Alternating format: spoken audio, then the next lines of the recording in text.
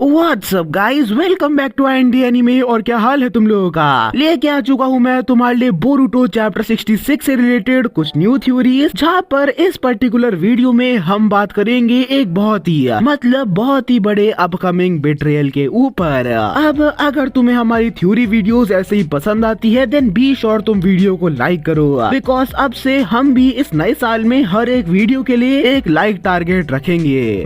Like करने से ज्यादा कुछ होता नहीं है, बस देखने में अच्छा लगता है एंड दिल को थोड़ा सा सुकून मिलता है कि हाँ, मैं जो कर रहा हूँ वो तुम लोगों को देखने में भी पसंद आ रहा है। That's why इस वीडियो का लाइक एम है 4000 लाइक्स। देखते हैं तुम लोग पूरा कर पाते हो या नहीं। बट या जहाँ तक बात है थ्योरी की, इस वीडियो में हम ईडा, आमडो, कोड एंड कवाकी के बीच में एक बिट्रेयल साइकिल के ऊपर बात करने वाली है। सो बी श्योर तुम पूरी वीडियो को लास्ट तक देखो, बिकॉज या हम तुम्हें बोर नहीं करते हैं, हम सीधा वीडियो स्टार्ट करते हैं। तो इस बिट्रेयल वाले टॉपिक का ख्याल मेरे दिमाग में सबसे पहली बार तब आया जब मैं मेरी पिछली थ्योरी वीडियो, हाँ ये वाली वीडियो पे काम कर रहा था, जहाँ पर हमने 3 अलग अलग पॉसिबिलिटीज के ऊपर बात करी थी कि आखिर कवाकी को फिर से कारमा कैसे मिला होगा। नाउ पहली 2 पॉसिबिलिटीज का तो समझ में आता है। अगर कवाकी को कारमा की पावर्स ओत्सुसुकी एक्सपीरियंस की वजह से मिली होगी देन इट इज फाइन। अगर कवाकी को कारमा की पावर्स पॉसिबिलिटी नंबर 2 के हिसाब से शैडो क्लोन के एक्सपीरियंस ट्रांसफर होने के वजह से मिली होगी then also it is fine.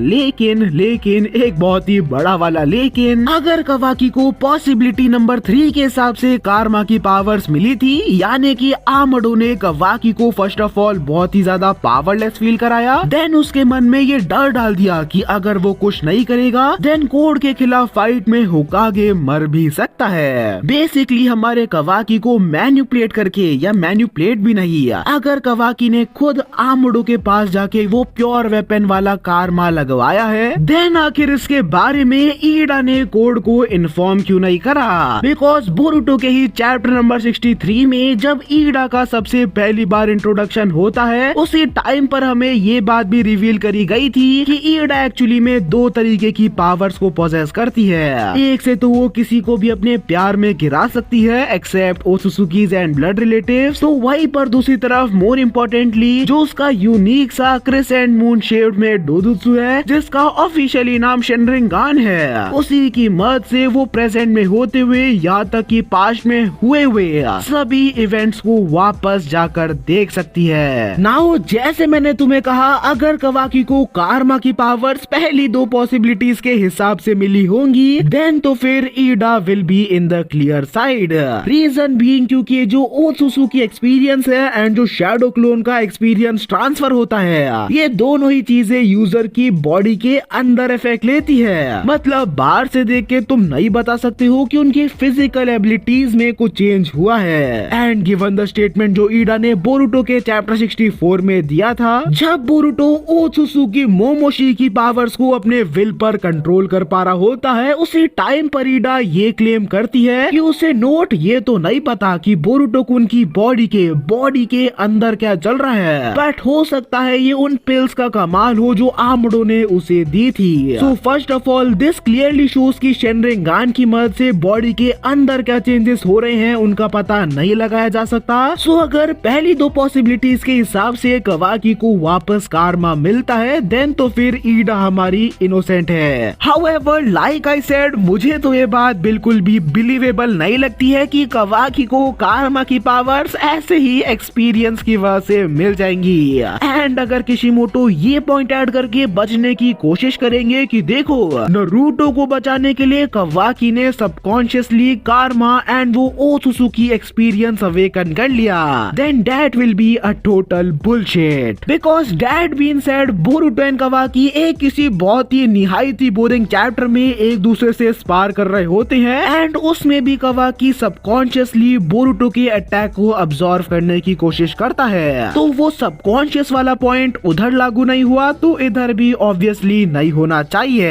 And that's why फिर तो आखिरी ऑप्शन जो बचता है वो यही है कि आमडो ने कवाकी को एक न्यू कारमा लगा के दिया है। That's it. Eida Boruto chapter 58 में कोड से ये स्टेट करती है कि मेरी फाइटिंग एबिलिटीज इतनी कुछ खास नहीं है एंड उसके भी ऊपर मुझे से बारबरिक एक्ट करना बिल्कुल भी पसंद नहीं है। सो दैट्स व्हाई मैं तुम्हारी ईयर्स एंड आईज बनूंगी, तुम्हें गाइड करने करने के लिए एंड बदले में you will be my night.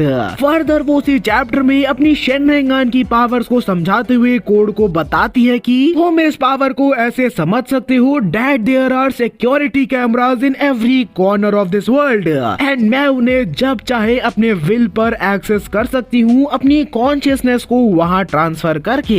Further हमें आगे आने वाले कुछ चैप्टर्स में ये भी जानने को मिलता है कि कैसे ईडा 24/7 कोनोहा, बोरुटो एंड कावाकी इन सब के ऊपर अपने शेनरिंगान से नजर रखे हुए हैं इन होप कि उन्हें कोई तो मौका मिल जाएगा। सो अब तुम ध्यान से सुनना मेरी बात। ईडा कोड से ये खुद कहती है कि मैं तुम्हारी ईयर्स एंड आईज बनूंगी।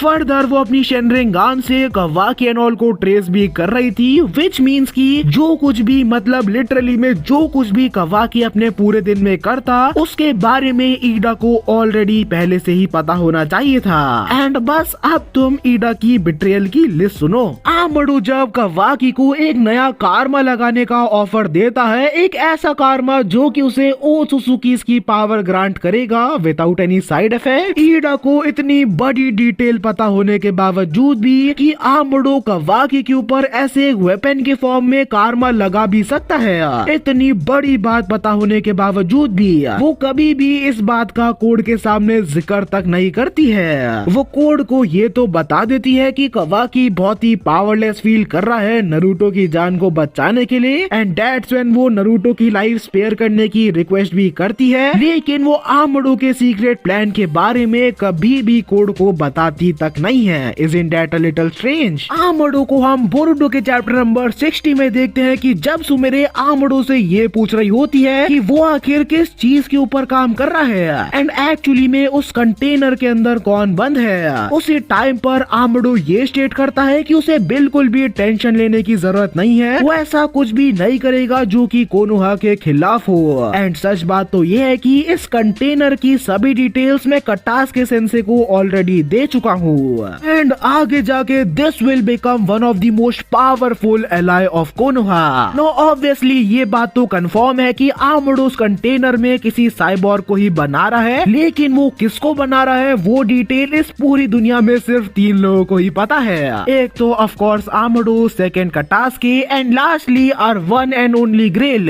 ईडा। ईडा के पास जो कोट एंड कोट शेनरिंगान है उससे उसने डेफिनेटली ये देखा होगा कि आमडो कोनोहा की हेल्प करने के लिए कोई बहुत ही स्पेशल साइबोर्ग बना रहा है जो कि बहुत ही ज्यादा स्ट्रॉन्ग भी है एंड ये डिटेल भी सरप्राइजिंगली ईडा ने कभी कोड को रिवील ही नहीं करी। अब अगर तुम ये सोच रहे हो कि ईडा की बदमाशी की लिस्ट यहीं पर खत्म हो गई है तो नहीं, तुम एकदम गलत हो। ड्यूरिंग द टाइम जब कावाकी विलेज को छोड़ के बाहर भाग रहा होता है उसी टाइम पर ईडा कोड को ये बात तो इन्फॉर्म कर देती है कि कावाकी अपना चाकरा इरेज करके समहाउ विलेज से बाहर भाग चुका है। लेकिन आगे जाके जब कोड एंड कावाकी आपस में स्पार कर रहे होते हैं उसी टाइम पर जब कोड कावाकी को उसके अड्डे पे वापस लेके जा रहा होता है उसी टाइम पर ईडा का सेकंड फेवरेट बॉय यानी कि बोरुटो कुन कम्स टू द रेस्क्यू। लेकिन ईडा उस टाइम पर तो ये बहाना देके बच जाती है कि कोड मैंने तो तुम्हें बताने की कोशिश करी थी, लेकिन तुम ही अपनी फाइट में इतना ज्यादा बिजी थे कि तुमने मेरी बात को सुना ही नहीं। हालांकि अगर तुम वो वाला चैप्टर वापस जाके पढ़ोगे तो तुम लोग नोटिस करोगे कि बोरुटो तो हमारा मेन फाइट स्टार्ट होने से पहले ही कावाकी का पीछा करने के लिए विलेज से बाहर निकल चुका था and as per the situation ये इन्फॉर्मेशन कोड तक पहुंचाना ईडा की सबसे पहली टॉप प्रायोरिटी होनी चाहिए थी कि कहीं बोरुटो सरप्राइज अटैक में आके कोड को मार ना दे। लेकिन स्टिल चलो ईडा अपनी ही वाइफू है, इस पॉइंट पे हम उसको एक बेनिफिट ऑफ द डाउट दे देते हैं। लेकिन कोई मुझे ये बात समझाएगा कि नारुतो एंड शिकामारु के भी विलेज को लीव करके वहाँ कोड की लोकेशन के ऊपर पहुँचने के बावजूद भी ईडा कोड को ये बात भी कभी बताती तक नहीं है। क्या घंटे की आइज एंड ईयर्स है कोड की, इससे ज्यादा डिटेल्स तो पड़ोस वाली आंटी को पता होता है कि किसके घर में किसका लफड़ा चल रहा है। ओके जोक्स अपार्ट, इन सब पॉइंट्स को भी एक बार के लिए साइड में रखे ये सोचने वाली बात तो है डिस्पाइट जो भी रीजन रहा हो कावाकी को फिर से कारमा मिलने का, ईडा अब कोई भी ऐरा गहरा बहाना दे के नहीं बच सकती कि ओ मेरा ध्यान नहीं था या मैं तुम्हें बताना भूल गई, ऐसा कुछ भी अब काम नहीं करेगा। तो क्वेश्चन फिर यही उठ के आता है कि ईडा एक्चुअली में प्लान क्या कर रही है एंड क्या वो सही में कोड के साथ में एक अलायंस में है? इन सब बातों का जवाब मैं तुम्हें दूंगा, लेकिन उससे पहले तुम लोग वीडियो को लाइक कर दो भाई, 4000 करवाने यार। अब मेरे हिसाब से मेरी जो पर्सनल थ्योरी है उसके अकॉर्डिंग मुझे ऐसा लगता है कि ईडा एक्चुअली में स्टार्टिंग से ही आमड़ो के साथ ही काम कर रही है एंड आगे जाके कोड को एक बहुत ही बड़ा वाला बिट्रेयल मिलने वाला है, या आसान भाषा में उसका कटने वाला है। नाउ ईडा पे मुझे थोड़ा बहुत शक तो उसी टाइम पर होने लग गया था जब ईडा बोरुटो के चैप्टर नंबर 57 में कोड को ऐसा कुछ स्टेट करती है। वो ये कहती है कि मैं अपने शेनरेंगान से फ्यूचर तो नहीं देख सकती हूँ, बट आई प्रिडिक्टेड कि तुम मुझसे यहाँ मिलने जरूर आओगे।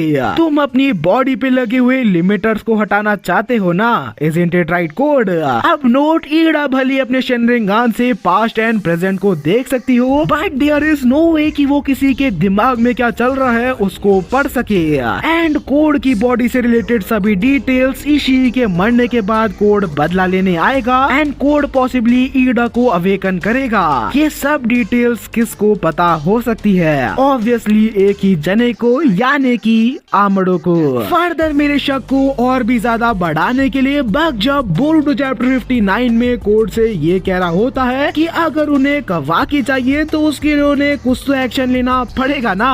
बट नोट, ईडा उसी टाइम पर बग की बात को काट देती है ये कहते हुए कि टेक इट इजी, हम लोग अपना टाइम लेंगे, as an opportunity is bound to present itself. मतलब कि आगे जाके कोई चांस तो बनेगा ही। तुम लोग यहाँ पर कुछ स्ट्रेंज बात नोटिस कर रहे हो? ईडा के बात करने का तरीका थोड़ा बहुत मुझे ऐसा लगा कि एज इफ की ईडा ने पहले ये अंदाजा लगा लिया था कि कवाकी आगे जाके विलेज को छोड़ के भागेगा एंड वही एकदम परफेक्ट टाइम होगा कवाकी को कन्फ्रंट करने का। एंड ध्यान से सोचो, कवाकी को मैनिपुलेट करके ये सब उससे इनडायरेक्टली कौन करवा रहा है? ऑब्वियसली आमड़ो। जब ईडा कोड से ये कहती है कि हम लोग वेट करेंगे कोई अपॉर्चुनिटी के आने का, क्या ये पॉसिबल नहीं है? ईडा एक्चुअली में आमड़ो के लिए टाइम बाय कर रही थी कि इससे पहले कोड अपना रिवेंज पूरा करने के लिए कोनोहा के ऊपर अटैक स्टार्ट कर दे, उससे पहले ही आमड़ो अपना प्लान वैन खत्म कर ले, जो कि था कवाकी के ऊपर एक कारमा लगाने का। एंड जैसे शिकामारू ने भी कहा था, उसे भी यही लग रहा है कि ये सब कुछ आमड़ो के ही किसी बहुत ही बड़े प्लान के अकॉर्डिंग ही चल रहा है। बिकॉज एक और चीज अगर तुम लोग नोटिस करो, जो चीजें आमड़ो ने पहले से प्लान करके नहीं रखी थी, उस टाइम पर ईडा भी काफी घबराई हुई थी, या रेदर ऐसा भी कहा जा सकता है वो अपने कैरेक्टर से बाहर जा रही थी। फिर भले ही वो तब हो जब आमड़ो के प्लान से हट के बोरुटोवा कोड की लोकेशन के ऊपर पहुंच जाता है, फिर भले ही वो तब हो जब बोरोशिकी अपीयर होता है, या फिर भले ही वो तब हो जब शिकामारू एंड नारुतो वो फाइटिंग लोकेशन पर पहुंच जाते हैं। इन सभी मोमेंट्स पर मोस्टली तुम लोग एक ही घिसी पिटी बात ईडा के मुंह से निकलते हुए नोटिस करोगे कि कोड को अभी के लिए वापस रिट्रीट कर लेना चाहिए, because there is no point कि वो ऐसी बैटल को कंटिन्यू करे। एंड यहाँ तक तो हद तो तब हो जाती है जब ईडा चैप्टर 65 में शिकामारू एंड नारुतो के वहाँ पर पहुँचने पर ये तक कह देती है कि कोड को वापस आ जाना चाहिए। वैसे भी हम लोग शुरू से सब कुछ शुरुआत कर सकते हैं, लाइक ब्रा इतना डेस्परेशन क्या है कोड को वापस बुलाने का? यार अदर मैं ऐसा कहूँ कि ईडा को एक्चुअली में पता था कि अगर कोड ये फाइट और लंबे टाइम तक कंटिन्यू रखेगा, चांसेस आर ऐसी सिचुएशन बन जाए जहाँ पर मजबूरन कवाकी को अपना सीक्रेट कारमा रिवील करना पड़ जाए। दैट्स व्हाई तुम लोग ये भी नोटिस करोगे कि साई जब आमड़ो को ये बताता है कि शिकामारू एंड नारुतो भी वहाँ कवाकी की लोकेशन पर जा रहे हैं, ये बात सुनते ही आमड़ो भी अपनी ही किसी दुनिया में खो जाता है। एंड नोटिस करो साई ये तक कहता है कि अरे तुम मेरी बात सुन भी रहे हो या तुम्हारे कान में मैल जम गई है। बट आमड़ो वहाँ उसकी बातों में खो इसलिए जाता है बिकॉज ये सिनेरियो भी कभी आमड़ो ने प्लान करके नहीं रखा था। उसे आइडिया नहीं था कि सिचुएशन इतनी ज्यादा मेसी हो जाएगी। And that's why in the and वो ये तक अपने मन में कहता है कि कम ऑन कवाकी, हम लोग इतना दूर तक आ चुके हैं, सो अब प्लान को खराब मत करना। प्लान कौन सा? अपने सीक्रेट कारमा को रिवील करने का। अब कैसी लगी तुम्हें मेरी ये न्यू थ्योरी कमेंट्स में जरूर बताना, but I don't know, I really don't know कि आमड़ो का आखिर चक्कर चल क्या रहा है। वेल उसी से याद आया एक बहुत ही कमाल की आमड़ो से रिलेटेड फैन थ्योरी भी है मेरे पास, सो कमेंट्स में बताना वो सुनने में तुम इंटरेस्टेड हो गए या नहीं। नहीं। बाकी एज ऑलवेज अगर तुम मेरी साइकोलॉजिकल सीरीज का एपिसोड 1 देखना चाहते हो तो यहाँ पर क्लिक कर लो। इसमें मैंने मुशुकु टेंसे का बहुत ही मस्त एनालिसिस किया था। With that being said, I will see you guys in the next one. Piece.